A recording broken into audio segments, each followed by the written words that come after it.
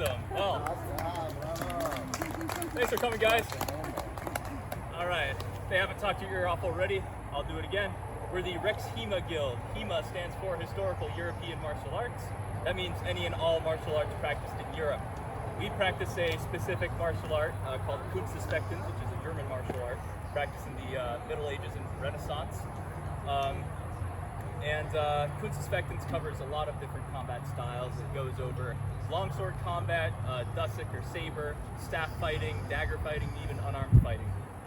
So a lot of things, but for now, we're just going to take a look at the noble longsword.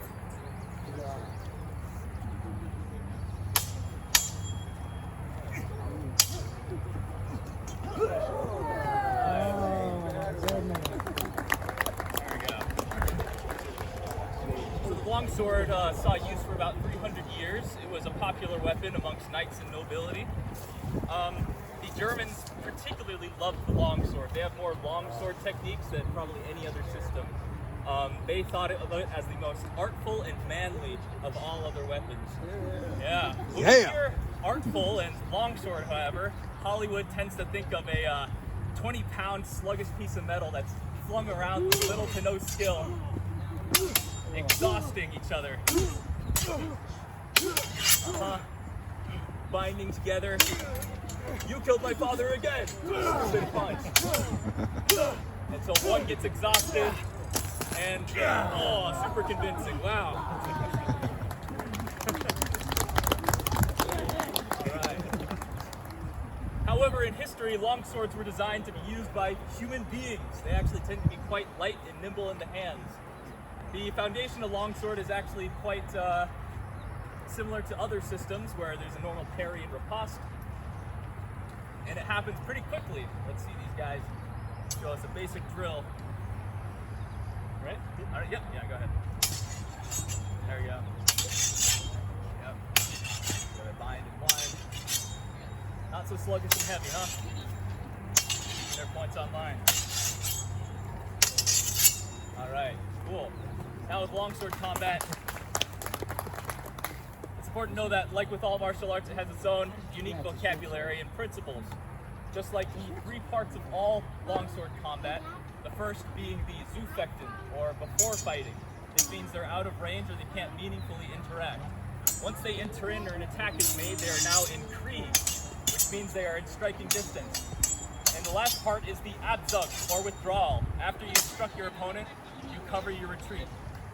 Now this Abzug is very important because in real life, people don't just drop like in the movies when you cut them. Even if you hit their opponent, they might still be very alive and very angry. So, that's why we always withdraw.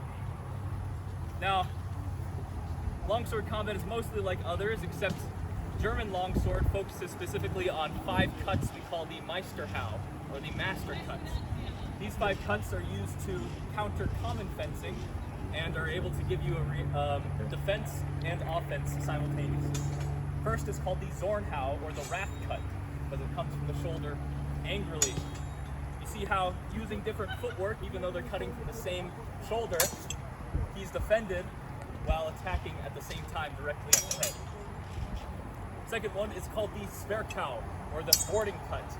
This requires a special grip that allows him to cut with the radial bone at angles he normally wouldn't be able to, catching the sword in his crossguard and attacking the head at the same time. That's right, crossguards are not just for decoration, they're your primary tool when you're using a longsword. Alright, second one is called the Trumpau, or the crooked cut.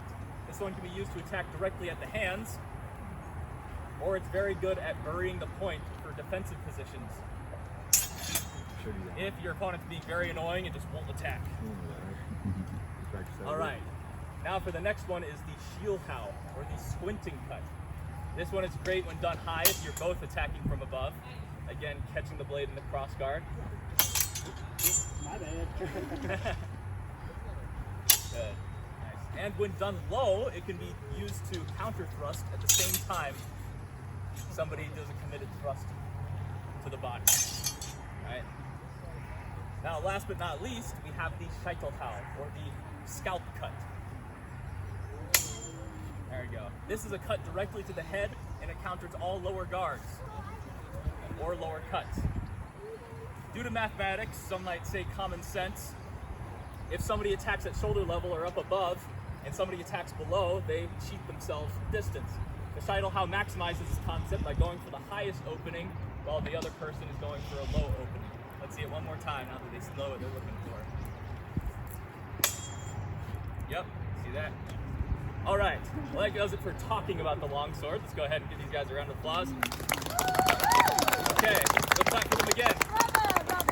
Because it's just as important that we show you that these things work in practice. We don't just play around with them. We put on gear and we're going to show you some techniques and some live sparring.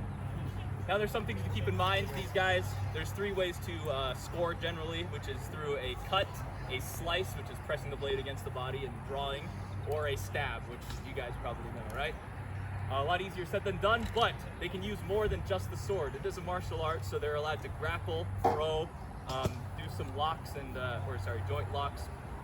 Anything is on the table. They can even use other parts of the sword besides the blade, like bash them with the pommel. But with that in mind, just remember that they're not actually trying to kill each other. They're just trying to learn how. So, we're going to do some what we call technical or light sparring.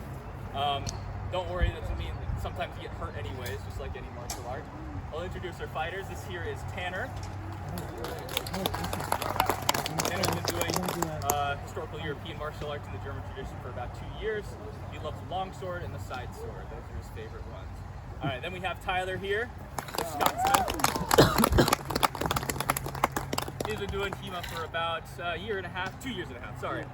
And he helps us teach our beginner classes. He loves the Dusik or the saber more than anything else.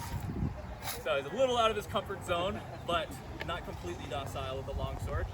Anyways, let's go ahead and have them give each other a bow. This is how duels usually start, and they begin. Fights usually go until a fatal or fight-ending blow is struck, and then they'll reset. That could be a strike to the hands, legs, head. Anything that would stop him from getting up the next time. That's it. Thrust to the face. Very good. Not bad for a 20-pound longsword, right? That's it. Just, yeah, cut the arms. All right.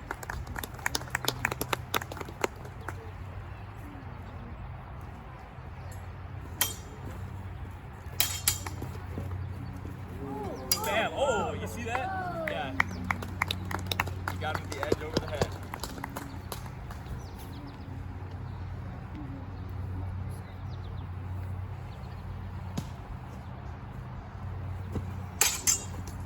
Oh, nice. Hand pressing. Yep. Hand okay? Yep. Okay, good.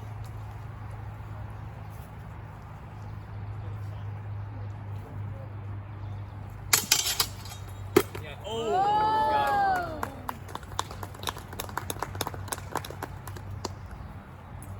It's good to know that the idea is to hit them without getting hit yourself. You don't want 2 dead guys. Bam. Okay, there it is.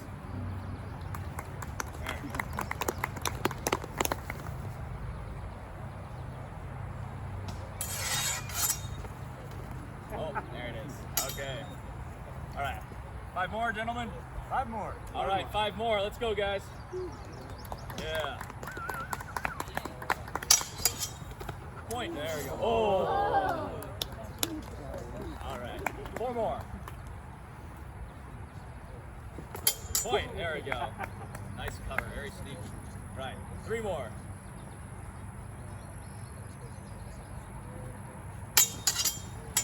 Yeah. Keep going. Oh, okay. There it is. All right. 2 more.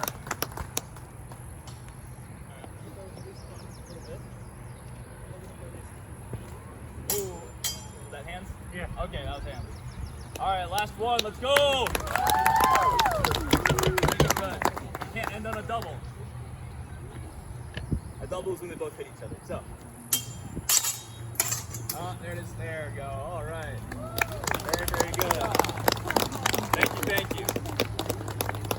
All right. That's it for our humble little demonstration. We'll have 2 more throughout the day. Next time, we will do a demonstration on the Dusik, or the one-handed saber. So we'll do some techniques with that. But before that happens, I have some bad news. My performers here, they have a really terrible problem. Is that their masks are not full of money. And that's the only way they make money. So I don't know if you guys can help them out with that, but I'd appreciate it a lot. But yeah, let's give one more round of applause for these guys. Thank you for coming. No pressure, but if you give any donations, we'd really appreciate it. Yeah. Thank you so much for coming.